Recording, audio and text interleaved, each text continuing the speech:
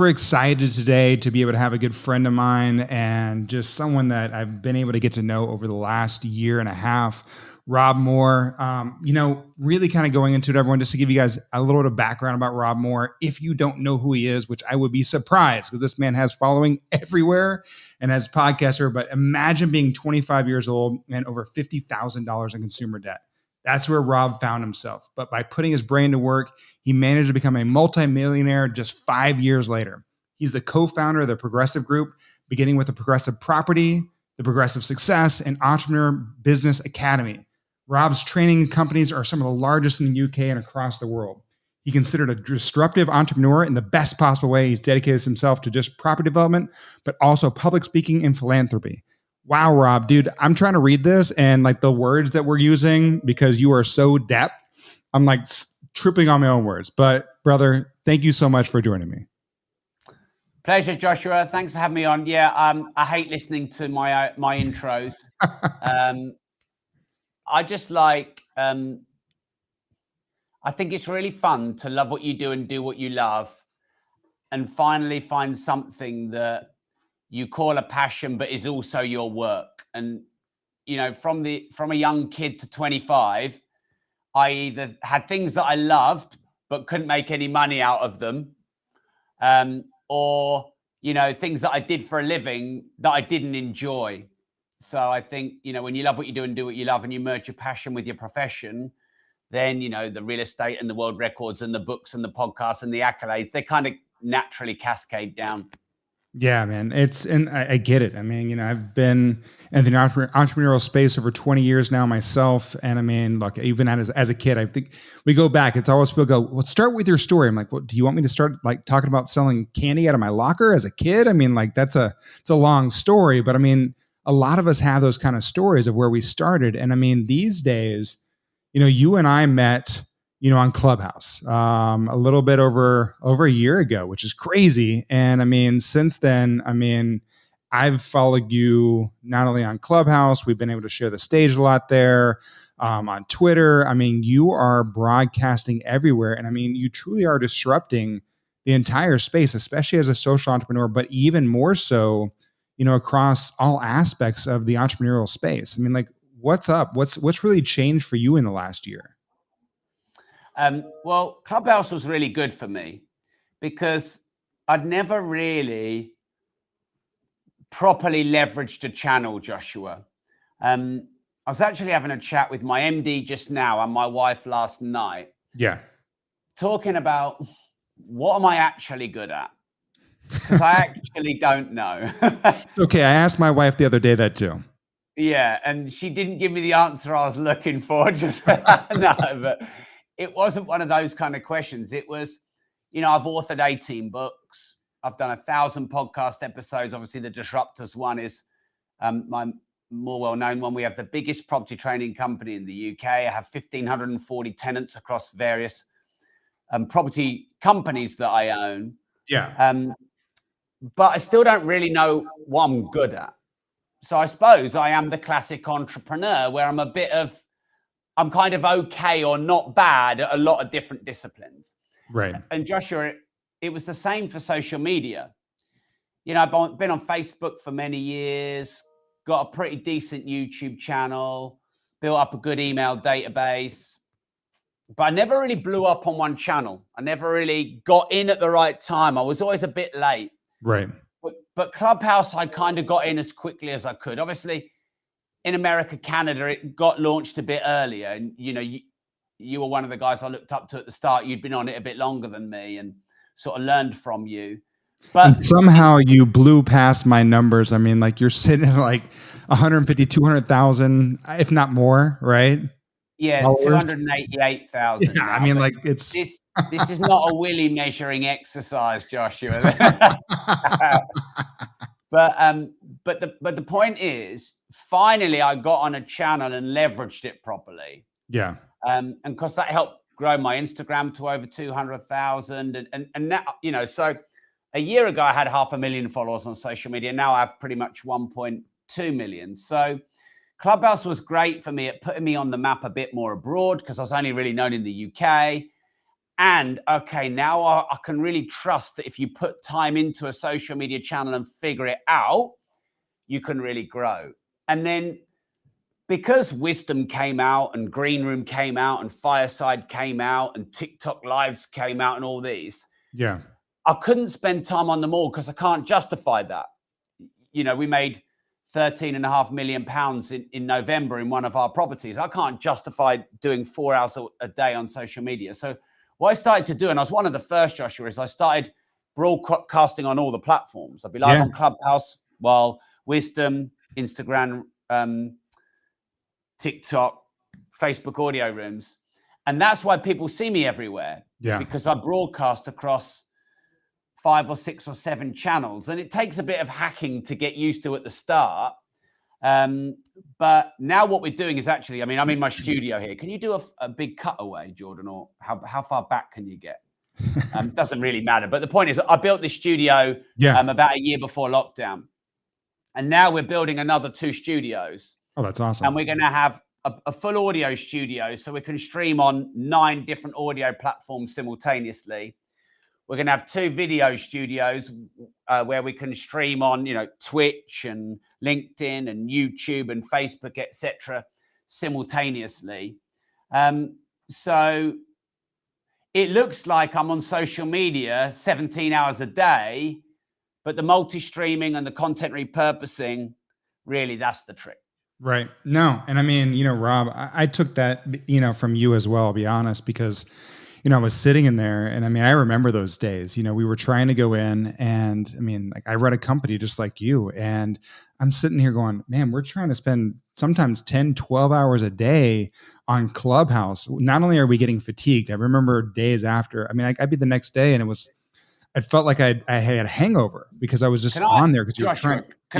Can I quickly jump in and ask you the one Clubhouse question? Yeah, have you ever had dreams where you're live on Clubhouse? Oh, 100%. Yeah. I mean, the conversation in the beginning, and I would wake up going, oh no, I need to get on Clubhouse. Yeah. Yeah. And I mean, it was crazy, but I mean, those were those things. And I mean, I had to pull back massively. And, you know, one, I had to run a company, right? Be able to do all the things I've got, you know, got kids like you, things like that. But I mean, you know, these are those things. And like right now, you know, I've been blessed to be able to get one of the first, you know, I think there's 300 of us now that have access to LinkedIn audio.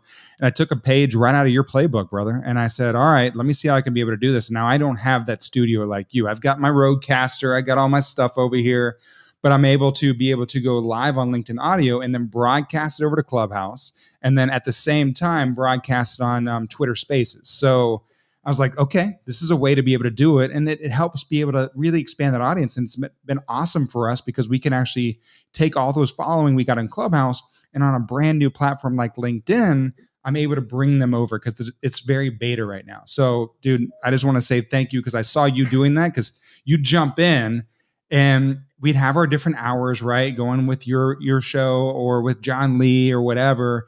And I was like, dude, Rob's he's live on the Clubhouse right now and he's broadcasting and he's just doing his segment. So really, really, man, that was very smart of you.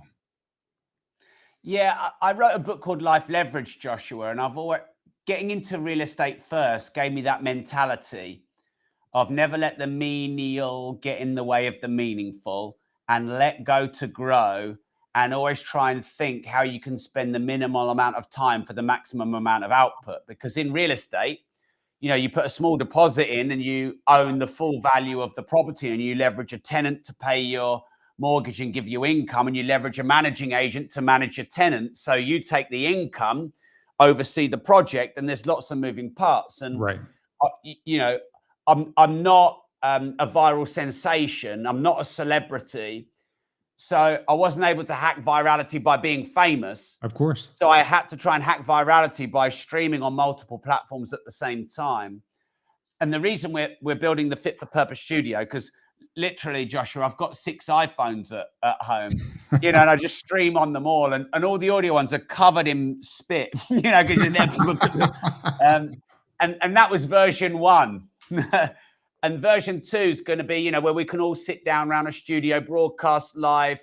You know, you got 4 iPhones in one pod track, 4 iPhones in another, and your nice microphone like you've got yourself there, and seamlessly because I've seen some people do it, and they're like, "Hi, on Clubhouse, and I'm just trying to get on Wisdom, and sorry, you guys." And it's all a bit of a mess. I want to be able to do it seamlessly. I love that, man. I love that. I mean, that's the whole piece. And I mean, I have to assume like this is just not the first for you. Like when we kind of look back, right? Looking at the entrepreneurial journey, compared to like when you and I started our companies and started getting down this journey years ago, right? What do you think really is the biggest difference comparably to how when you and I started our companies compared to now? Like and being able to take some of these things that we've learned, but people have access to as well. I'd probably say the main differences are social media, access to information, and access to opinion. I'd say they're the three main differences. So when I started, you had to get in the car and go and meet people. Like you had to network. Right. Like I'd have to fly out and come and see you. And you gained most of your business swapping business cards and going to expos and shaking so many people's hands that you really felt like you had to go and wash your hands every 15 minutes and smelling people's breath, getting up close. And that was how you did business when I started. And then Google AdWords came in and disrupted. You used to have to pay thousands or tens of thousands or hundreds of thousands or millions for radio, newspaper, and TV ads. And then Google ads came in and you could spend 5 pence a click, 50 pence a lead, and you could have a really targeted lead. 40-year-olds with 20-year-old haircuts that you met on Clubhouse 12 months ago. That could be the keyword that I was looking for.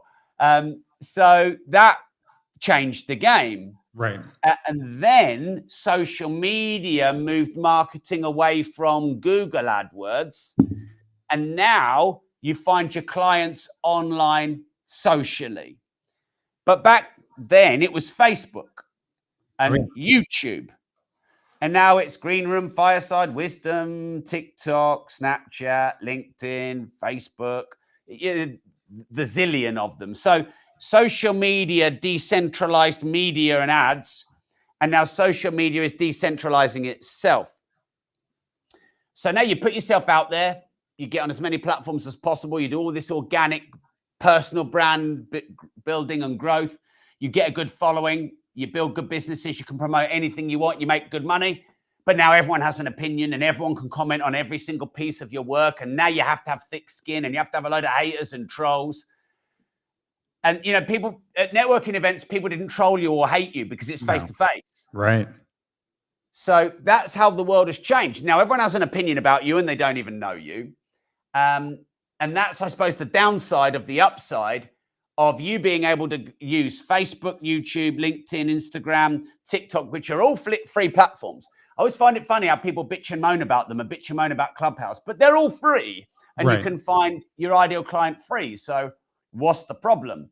Because the downside is everyone has opinion. And now, of course, we're moving into the woke culture, the cancel culture, the left versus the right. And this is just pervasive online now. Right. And where I think the future is in decentralization. So, Joshua, you've made your room there into a studio, essentially a home studio. Oh, yeah. And you can now broadcast across the world on 20 channels. Correct. And you now aren't controlled by mainstream media. And you could have more listeners and followers than BBC or CNN or HBO, just like Joe Rogan has more than all of them put together. Oh, yeah. So that's the future. So it's definitely been an interesting journey over the last 20 years. Oh, yeah. I mean, look, we're broadcasting to YouTube, Facebook, 2 of my Facebook channels. We're live on LinkedIn. So, we're broadcasting all over the place. And that's just through, Restream and being able to do those things. And those are the things that we didn't have. Look, I had real servers back in the day when I started my company. I actually had to go buy servers and go spend the money. Now it's got the cloud, and we look at this decentralization. Now, I'm excited that you kind of got into this. And I know with everything going on, we continue to be able to talk about this with decentralization, blockchain, crypto, NFTs, all that aspect. With your background, I was at an event about 2 weeks ago with Gary Vee, and, it was a real estate event. And he looked out in the audience, and he, again, we all know that Gary's pretty, pretty forward on the NFT side and everything he's doing there. He looks out and he goes, I know there's title guys in here. I want you guys to realize you guys are going to be out of business in 4 years if you don't jump on the train because of NFTs, the way it goes. And I mean, with you, and like I was in a clubhouse room 2 days ago, Grant Cardone was in there, and I was like, Grant, he's like trying to figure out NFTs. And I'm like, Grant, you already have a whole bunch of NFTs. You don't even realize it with all these properties because I mean, they're just digital contracts. So like, I want your take on it because I mean, that's just kind of, I'm only scratching the surface on where we're going with this, but I know you are always at the forefront of this side. And I really want to kind of understand and share with the audience, like what you're thinking and what you're working on right now. Okay. So I'm not as bullish as Gary Vee in terms of being able to call the time frame.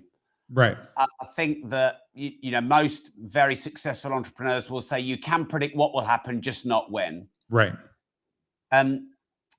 The blockchain technology, the online ledger, the secure and decentralized nature of that is definitely a potential game changer. Now, I saved a little post that I always save good posts that I see. Can you just zoom in a bit on me, Jordan, please?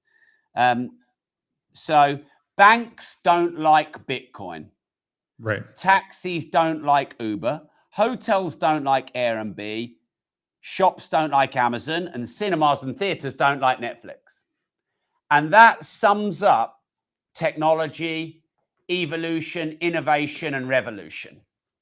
Love that. So now let's answer that in NFTs. Yeah. NFTs could be gone in 5 years because there were the altcoins and the ICOs and all those things just a few years ago. But NFTs are not just art. Right. An NFT could be a ticket to a conference you run once a year. An NFT could be a logbook. You buy a car and you get a physical logbook and you lose it. Right. And you haven't got the service history. And that's really annoying. And that actually devalues the car. Well, now the logbook goes as an NFT on the blockchain. You don't lose it. It's updated. People can't manipulate it, cheat, fill in the stamps, all of that. Like back in the day, we used to try and roll back the odometer, like yeah, exactly. So, I mean, in the future, maybe, the mileage is actually connected to the cloud and on, because a blockchain or a ledger is just somewhere decentralized that can't be manipulated by individuals. Right. Imagine the voting system. Donald Trump was pretty upset that he thought that the voting system was corrupt. Well, if it's on the blockchain, it's incorruptible or potentially incorruptible. Currently, watches. So I'm a watch collector. I know, yeah. Now, a watch like this will be worth 10 grand less if you lose the paper of authenticity. So now the certificate of authenticity for the watch will go on as an NFT on the blockchain and you can't lose it.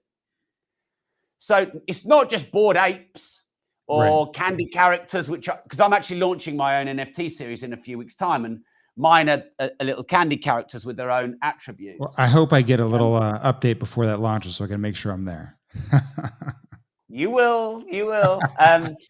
So NFTs are exciting because of the utility, the technology behind what essentially people are seeing as just sort of artistic launches right now. But that's what you're saying though, right, Rob? I mean, that's the biggest thing that people need to see is like NFTs as an art. Like if you're just trying to be able to get someone's art that their kid could have drawn and put on their fridge, like that's the wrong way to be able to kind of look at where you're looking at right now. It's the utility NFTs that are really where all this is actually going. And I love that's really what you're saying is like, there has to be something attached to it. Like what's the value? How are you tracking it? Is it a car? Is it a house?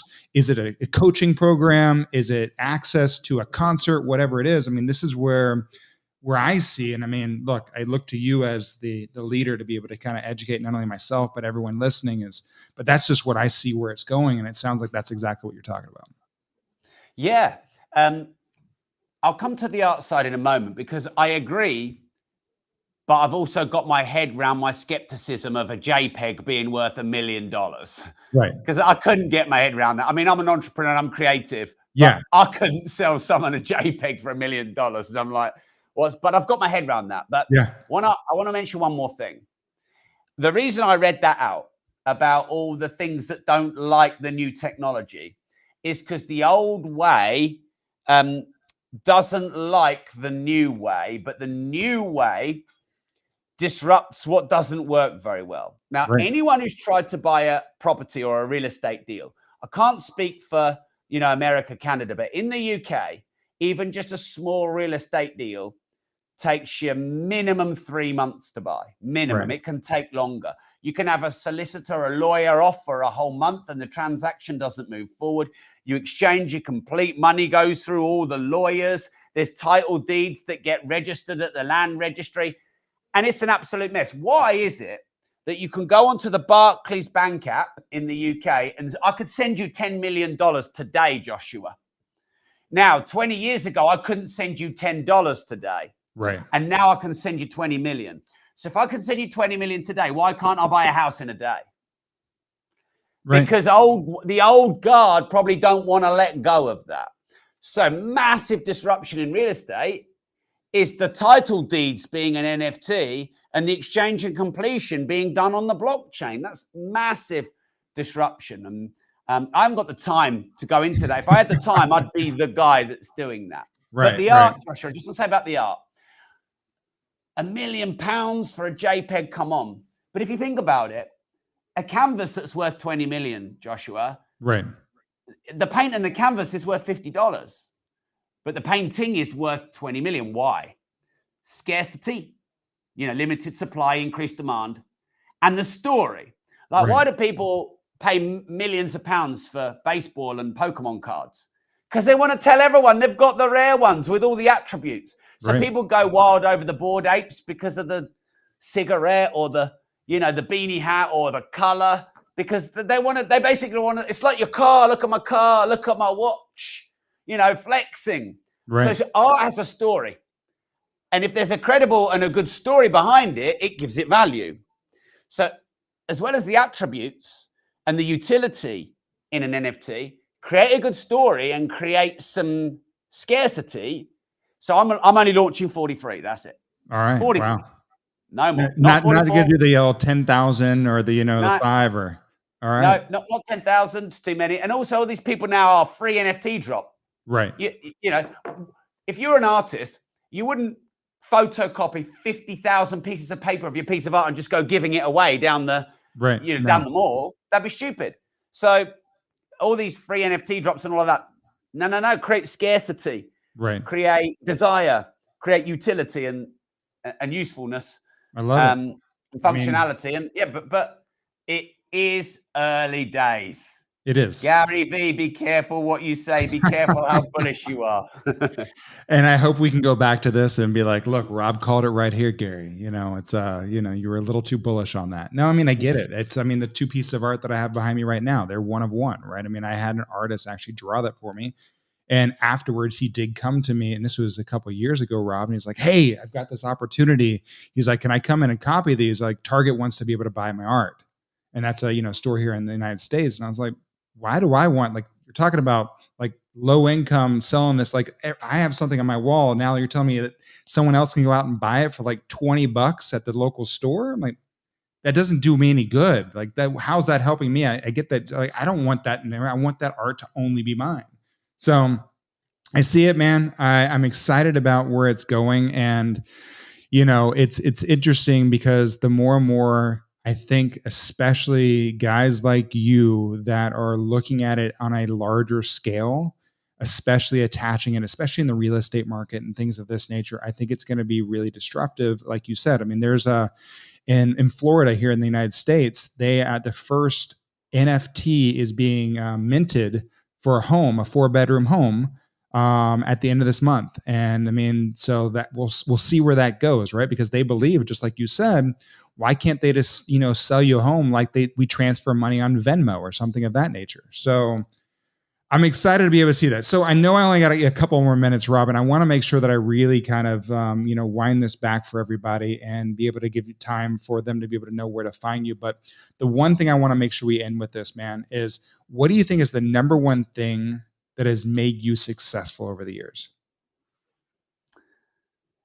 I don't really see myself as successful, Joshua. I was Okay. talking to my wife about this last night as well. It's like, what am I really good at? I don't know. Um, and I never really look at what I've done. So, for example, it's the 15th anniversary of one of our companies, and my business partner and I just did we were interviewed, and it's a big story in the UK, and a year's worth of PR and around it. And we both looked at each other and went, well, we don't really celebrate ever. And I don't know. I found that in a lot of apparently successful people is the feeling that they're not really yet successful. So Right. maybe a trait in successful people is you always feel there's more to do, and more to give and more to improve. So I find it difficult. Hey, I'm successful. Yeah. I think I've been prepared to take risks and try things. I wasn't very good when I was younger at trying things because I'd be worried about failing or making mistakes and looking stupid in front of people. Right. And I've got over that. And now I'll try things and I'll be prepared to make mistakes and I'll be prepared to look stupid. My first Twitter Spaces room, I had 3 people in it. And I'm supposed to have millions of followers and be a successful guy. My first Twitter Spaces, I had 3 people in it. By the way, immediately after, a friend of mine, Farrokh, and Gary Vee and Shaq ran a room with 5,000 people in it. And then I do one with 3 people in it. Look at me, the disruptor. And, and it's a bit embarrassing. But you know what? Everybody has to go through that. Every comedian has to go to a dingy bar in front of 12 people before they play the stadiums. So I guess my ability to start now, get perfect later, be prepared to look silly and make mistakes every day in order to succeed. I think managing your emotions and being able to be humble when required, to know that you don't know everything, I think is a really good trait of success. And knowing that in every stressing hides a blessing. So, success isn't easy, and every day you get challenged. But if you can see the blessing in the stressing, the upside in the downside, you'll more quickly than other people figure out whatever solutions you need. So there's 4 there. Love that, man. No, I really appreciate that. Going through starting multiple companies, closing companies, selling companies like that. I've definitely seen that same thing, and I mean, it's definitely always been that aspect. I hate that word, as well, but it's one that people understand. They're like, "Oh, you're successful." Well, in whose eyes, right? Like, I And get that there's was. most people see success as a monetary value.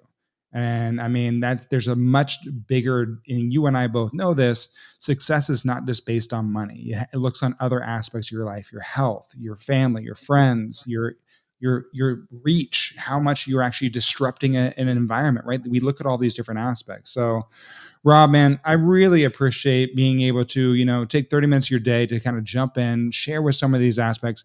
Where can everybody be able to connect with you? What's the best way? Because I know you've got your amazing podcast, you've got tons of books. I've actually got a couple of them on my shelf over here.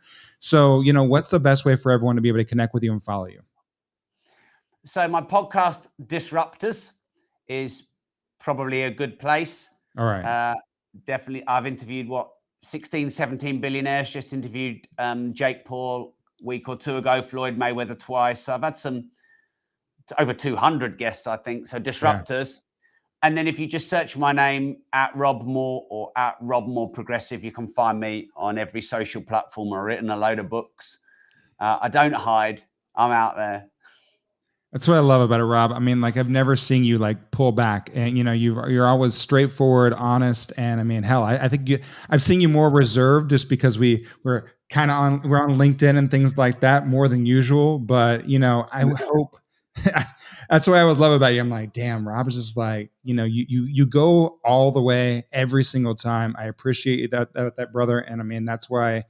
I enjoy our friendship, and I look forward to doing, more things like this with you across all the socials. But everyone listening, make sure you follow Rob, make sure you check out his podcast, and make sure you tune in because Rob, I'm not sure if you're free or not. I know you got a busy day. We're about to go jump into a LinkedIn audio room as well, too, which is one of those new ones. You're more than welcome to join us. Some of our other friends will be there, but looking forward to being able to see you not only here, but Clubhouse, Twitter, Wisdom. I can't even name all, Rob, but thank you, brother. Thanks, Joshua. Appreciate Bye, it. everyone.